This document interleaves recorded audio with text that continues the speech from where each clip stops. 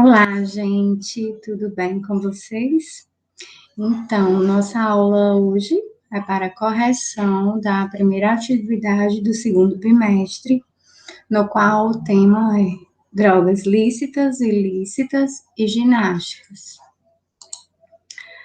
A gente tem como primeira questão o seguinte questionamento.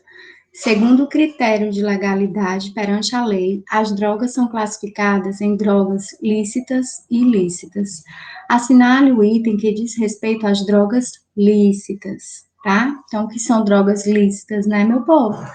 Então, na aula a gente deu uma definição, né? Viu uma definição que fala que as drogas lícitas são aquelas aceitas socialmente, permitidas, seja por uma questão de necessidade biológica, no caso, por exemplo, das medicações que são prescritas, sejam algumas drogas que são aceitas socialmente, né, que a gente até falou do cigarro e do álcool. E nós vimos que existem algumas drogas ilícitas, né, ou seja, que não são legalmente permitidas pela lei, não são permitidas nem aceitas socialmente, né, e que a conduta na aquisição dessas drogas ilícitas, elas também, a forma, por exemplo, de uma medicação, né, ela ser adquirida, ela torna como ilícita, né, a prática. Então, por exemplo, um medicamento que serve para uma doença, mas que ele só pode ser prescrito por um médico, se ele é adquirido de forma indevida, seja no mercado negro, seja de outra forma, como eu também me referi à questão dos anabolizantes, esteroides, que muitos são adquiridos nas academias, né, então isso é uma prática ilícita, não é isso? Então, vamos lá. O que diz respeito? Assinale o item que diz respeito às drogas lícitas. Item A. São drogas cuja comercialização é proibida pela legislação? Não. Elas são permissivas, né? Permitidas. Item B. Remédio prescrito pelo médico para ansiedade? Sim. O remédio prescrito pelo médico para ansiedade é uma droga lícita. Então, o item correto seria o item B. Vamos só descartar os demais itens. Item C, são exemplos a cocaína, a maconha, o crack, a heroína? Não. Esses exemplos são de drogas ilícitas. Item D, anabolizante vendido na academia? Não. Como eu falei anteriormente, né? É uma prática indevida, ilícita. Item E, as mesmas não são socialmente aceitas. Incorreto, porque as drogas lícitas são aquelas aceitas socialmente. Na segunda questão, a gente tem o seguinte: com relação aos esteroides, a Sociedade Brasileira de Endocrinologia e Metabologia, entidade que, entre suas ações, incentiva o estudo e a pesquisa nesse campo, define os esteroides androgênicos anabólicos, mais conhecidos como anabolizantes, como um produto derivado principalmente da testosterona, hormônio responsável por muitas características que diferem no homem e mulher. A respeito da testosterona, indique a afirmativa correta. Item A, hormônio sexual produzido naturalmente pelo corpo e mulheres produzem em menor quantidade, cerca de 10 a 20 vezes menos. Verdadeiro. A gente sabe que a testosterona, embora seja um hormônio sexual, né, masculino, que define algumas características masculinas, ele também é produzido em menor quantidade nas mulheres. Vamos descartar os demais itens. Item B, testosterona é responsável pelas características femininas. Errado, né? Item C, mulheres não produzem testosterona. Também errado. A gente já viu que sim. Aqui houve um pequeno errozinho, um equívoco no item, eu repeti o item C, né? Mas é o item D. Abaixo do primeiro C é item D. E aí o item D diz: a testosterona não é produzida pelo corpo, sendo necessária a aquisição de esteroides anabolizantes. Isso não é verdade, né? Acontece, de alguns casos, quando há deficiência na produção, é recomendado pelo médico, né? Mas isso normalmente não acontece. O corpo, ele é responsável, sim, por produzir. Então, tá errado. Item E, atua apenas na célula muscular. Não, também não é verdadeira. Na terceira questão, a gente tem a seguinte problemática. Sobre esteroides anabolizantes, é correto afirmar, exceto, ou seja, a gente vai ter que encontrar uma afirmativa que não condiz com os esteroides anabolizantes, né? Vamos lá. Item A. Hormônios e andrógenos sintéticos produzidos em laboratório? Exatamente. Então, esse item está correto. Item B. Tem como risco o aumento da pressão arterial? Exatamente. Ele provoca, né? Tem o risco, sim, de provocar o aumento da pressão arterial. Item C. É facilmente adquirido no mercado negro? Verdadeiro. A gente também viu que as práticas ilegais, né, ilícitas, né, de aquisição dos esteroides anabolizantes através do mercado negro ainda é recorrente.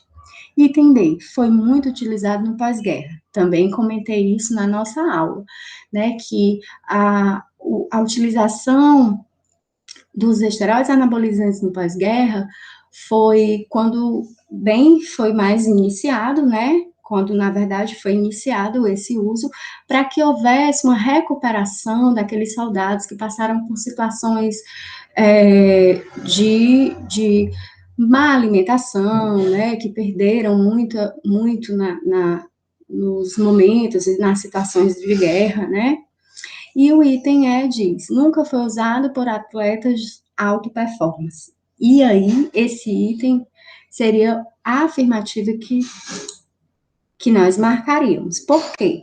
Porque a gente sabe, quando eu falei no início da utilização dos esteroides anabolizantes a partir do pós-guerra, eu também falei sobre a questão das Olimpíadas que aconteciam antigamente, né, e que os atletas, eles tinham essa prática do uso desses esteroides, e que atualmente, né, isso não é permitido, e a gente até vai retomar essa questão na próxima aula, e a partir da questão do doping, tá bom? Vamos para a quarta questão, e na quarta diz o seguinte, com o uso de anabolizantes são considerados riscos. Item A, problemas cardíacos, problemas no fígado, tais como hepatite medicamentosa e desenvolvimento de tumores nesse órgão. Verdadeiro, né? A demanda da utilização de certos medicamentos, do uso indevido de certos medicamentos, né? Ela causa, sim, uma demanda ao fígado, né, que é responsável por filtrar, né, os alimentos, metabolizar os alimentos do nosso organismo, tudo que nós ingerimos, e sim, causa hepatite por conta do medicamento e até desenvolve tumores nesse órgão. Os outros itens diz, item B, quando usado por prescrição médica para tratamento de doença, não é um risco, né? C, não apresenta risco, deve ser utilizado à vontade, errado. D, fazer atividade física sem o uso de um anabolizante, errado. Nós não precisamos de anabolizantes para adquirirmos uma condição de melhora nas nossas atividades físicas, e essa prática, a gente vem comentando como sendo uma prática indevida, né? O que acontece é que a questão da recuperação, da reposição dessas fibras musculares com a utilização do anabolizante, ela acontece de forma mais rápida. Então, por isso as pessoas recorrem mais. Mas isso é uma prática indevida, né? A menos que exista uma disfunção no nosso organismo por uma questão de patológica e o seu médico, né, ele prescreva. Então, quando não há produção, por exemplo, de testosterona, é sim recomendável. E o item D é diminuição das células vermelhas no sangue. Gente, não é verdade. Aumentam as células vermelhas no sangue, né? E a gente tem uma coisa bem interessante, que é esse aumento das células vermelhas, né? A produção de glóbulos vermelhos, o aumento, ela está diretamente ligada às hemácias e os eritrócitos, né? Que quando a gente vai fazer um exame de laboratório, um hemograma, a gente sempre vê, né, no nosso históricozinho do hemograma, essas duas denominações, e são coisas que o médico se atenta muito, né? O aumento da produção de glóbulos vermelhos, ele acarreta o espaçamento do sangue, né? E o que pode provocar alterações em seu fluxo e problemas circulatórios. A pessoa pode ter uma embolia, por exemplo, tá bom? No nosso item 5, né, nós temos, questão 5, são considerados efeitos colaterais ao anabolizante, exceto. Então, gente, efeito colateral, vamos lá, é tudo aquilo que o nosso organismo reage a alguma situação. O efeito colateral, por exemplo, de uma pessoa que tomou um Dorflex e teve uma reação alérgica cutânea, né? Assim, desenvolveu uma alergia cutânea, né? Então, isso nós consideramos como efeito colateral, tá bom? Então, vamos lá. Item A, testículos reduzem de tamanho, a produção de testosterona diminui e há função na produção de espermatozoides, redução na produção de espermatozoides, verdadeiro. Isso é um efeito colateral do uso do anabolizante. B, ginecomastia, que é o crescimento da mama masculina, verdadeiro. Também é um efeito colateral recorrente do uso de anabolizante. C, engrossamento da voz da mulher, verdadeiro. D, hipertrofia muscular. Meu povo, vamos lá. Hipertrofia muscular é um efeito colateral? Vamos aqui lembrar um pouquinho sobre os anabolizantes, né? E os esteroides anabolizantes. Embora eles possam a mesma classificação, eles possuem conceitos totalmente diferentes, né? O que os anabolizantes, o que nós dizemos sobre os anabolizantes, né? Eles são tidos como qualquer substância que tem a função anabólica. Pode, inclusive, né, ser algum tipo de alimento, né? Como os que possuem em sua composição, por exemplo, os carboidratos e a proteína, né? Exemplo, a batata doce, o frango, o peixe. Os esteroides anabolizantes, por sua vez, são substâncias produzidas à base do principal hormônio sexual masculino, a testosterona, né? Então, por conta disso, seu uso deveria ser recomendado apenas por um médico, combinado? Agora, o que acontece? Sabendo dos efeitos benéficos, né, que ele pode causar no corpo, muita gente acaba tomando esses esteroides de forma irregular, tá bom? E um dos efeitos mais buscados por quem consome essa substância é a hipertrofia muscular. Então, na verdade, é um efeito de função objetiva, né? É diferente de um efeito colateral onde você não estava esperando aquilo. Você tomou aquele medicamento, por exemplo, para passar dor de cabeça, aí veio uma reação alérgica. Então, na verdade, não era esse o objetivo, tá bom? Então, aí tá a diferença. E esse seria o item que nós marcaríamos, né?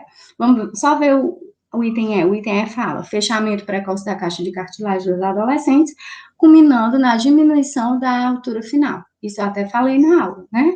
O uso por parte dos adolescentes que não tiveram ainda o fechamento dessa caixa de cartilagem, ele pode sim culminar na diminuição, né, da altura final. E aqui nós finalizamos nossa correção. Eu desejo a todos saúde, muita paz, foco nos estudos e a gente se encontra, se Deus quiser, no nosso momento de interação na terça-feira. Beijo grande.